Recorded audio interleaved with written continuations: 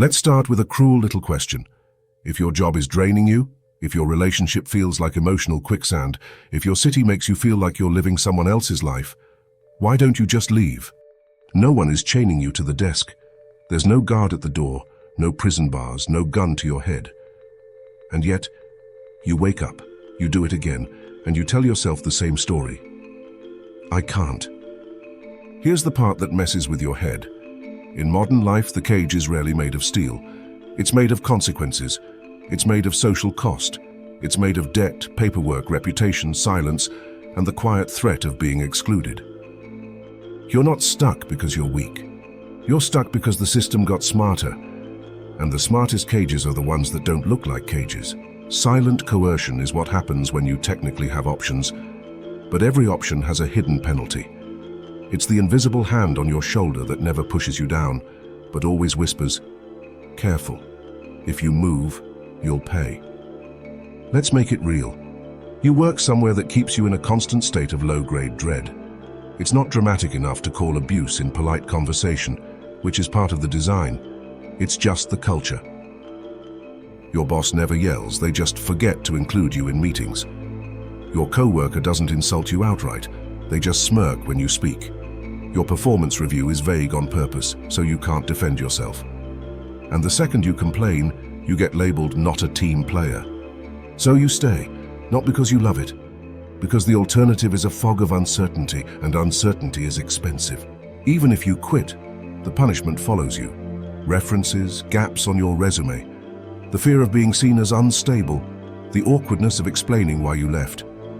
You're not just leaving a job, you're risking your identity as a competent adult. Then there's relationships where nothing is technically wrong enough to justify leaving, but everything feels wrong enough that your body knows it. It's the relationship where you're constantly walking through an invisible minefield. If you bring up a problem, you're too sensitive. If you don't bring it up, you're emotionally distant. If you want closeness, you're needy. If you ask for space, you're cold. You learn to manage the other person's moods the way people manage a bad landlord. Quietly, carefully, always trying not to provoke the next rent increase. Or you live somewhere you can't stand. Maybe it's your hometown. Maybe it's a giant expensive city that eats your paycheck. But leaving feels impossible because your life is wired into it. Your family is there. Your visa is tied to your employer. Your friends are there. Your identity is there. Your routines are there. The version of you that people recognize is there. So even if the city feels like a slow suffocation, you stay because leaving would mean rebuilding yourself from scratch. And that's terrifying. Silent coercion doesn't scream. It calculates. There's a concept in psychology called the double bind, a no-win situation where you receive conflicting demands and you're punished no matter what you choose. Gregory Bateson and colleagues famously describe double binds in dysfunctional family systems: contradictory messages, no way to resolve them, and no safe way to leave the situation. But the modern world has turned the double bind into a business model. Be proactive and take initiative. Okay, so you propose an idea. Not like that. Stay in your lane. So you stop proposing ideas. Why are you so disengaged? And just like that, you're trapped in a contradiction. If you speak, you're punished. If you stay silent, you're punished. This is why so many workplaces become cultures of quiet compliance. People learn that honesty is costly. Just tell me what you're feeling. So you do. Wow, I can't believe you'd say that. You're attacking me. So you stop sharing. Why don't you open up anymore? And now you're not in love. You're in a behavioral experiment. Be yourself, but also be marketable, be likable, be productive. Don't be too intense. Don't be too quiet. Don't be too needy. Don't be too independent. Be yourself, but not the parts that inconvenience anyone. The double bind is psychologically corrosive because it doesn't just restrict your choices. It poisons your ability to trust your own judgment. After enough cycles, you stop asking, "What do I want?" and start asking, "What will hurt least?" Here's where it gets ugly. When people stay trapped long enough, they don't just fear the consequences of leaving. They start believing leaving wouldn't work anyway. That's learned helplessness, a phenomenon where repeated exposure to situations you can't control teaches your nervous system to stop attempting escape, even when escape becomes possible. This idea is tied to classic work by Martin Seligman and later research by Stephen Meyer and others. When organisms experience uncontrollable stresses, they can become passive, not because they're incapable, but because they've learned their actions don't matter. Now translate that into modern life. You apply for jobs and get ghosted. You try to fix the relationship and nothing changes. You attempt to save money and some unexpected bill destroys your progress. After enough rounds, your brain starts conserving energy by defaulting to the safest prediction. Nothing I do matters. And here's the cruel twist. Once your brain adopts that belief, it becomes self-fulfilling. You stop making the calls, stop sending the applications, stop initiating the hard conversations. Not because you're lazy, because your mind is trying to protect you from disappointment. You call it being realistic, but sometimes it's just trauma with a spreadsheet. Now let's talk about the most practical form of silent coercion: money. A lot of people aren't staying because they're emotionally attached to the cage. They're staying because the cage has an invoice. If you're living paycheck to paycheck, just leave is something only a comfortable person says with a straight face. And many people are financially cornered. Some recent reporting and surveys put the share of Americans living paycheck to paycheck very high. One 2025 financial wellness report cited by Investopedia put it at 67%, and Bankrate has reported large shares of workers lacking emergency savings or feeling financially exposed. That matters, because financial scarcity turns every decision into a threat. When you're broke, quitting doesn't feel like choosing freedom. It feels like choosing panic. Scarcity also shrinks your timeline. You stop thinking in months and start thinking in days. Can I make rent? Can I cover groceries? If my car dies, does my entire life die with it?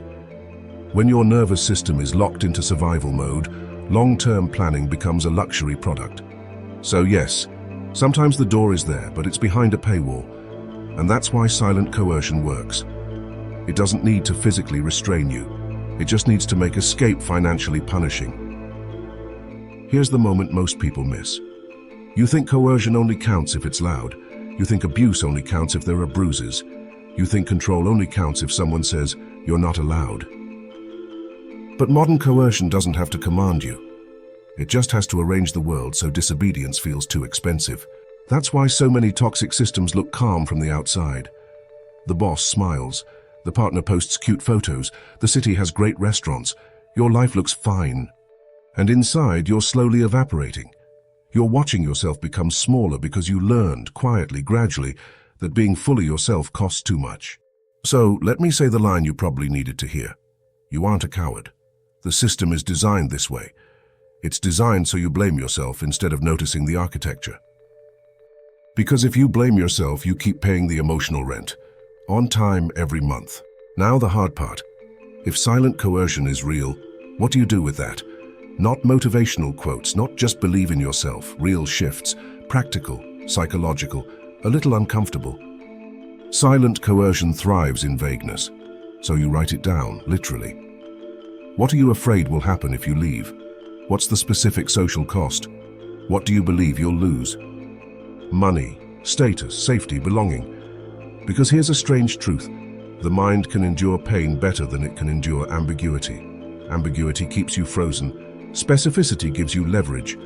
If your fear is "I'll be broke," that's a solvable problem. If your fear is "everything will collapse," your brain will keep you imprisoned forever. Name the bars, measure them, put numbers and sentences on them, turn the ghost into an object. You don't need a heroic escape plan, you need a buffer. A buffer can be a small emergency fund, a side income stream, a skill you're quietly building, a new social circle that isn't tied to your current identity. Even a private document where you collect evidence of your competence and achievements, so you don't forget who you are when the system gaslights you. This is how people actually leave, not with one dramatic leap, but with quiet subtraction of dependence. Silent coercion works because it makes you feel like you need the system more than the system needs you. Your buffer flips that equation. If you've been stuck for a long time, you can't go from obedient to free overnight. Your nervous system will treat freedom like danger. So you practice in small doses. Say no to one minor request. Speak one true sentence you usually swallow. Apply to one job even if you're not ready. Have one honest conversation even if your voice shakes. Spend one evening imagining a different life without immediately mocking yourself for it. This is the antidote to learned helplessness. Proof of control, repeated until your brain believes it again. Not hope, evidence. Now I'm going to hand something back to you. Yes, the cage is real. Yes, the world is built to punish exits. Yes, the illusion of choice is one of the cleanest tricks modern life ever pulled. But here's the line that changes everything, and yet the door is right there. Not a wide open door, not a welcoming door. A door that might scrape your skin on the way out, still a door.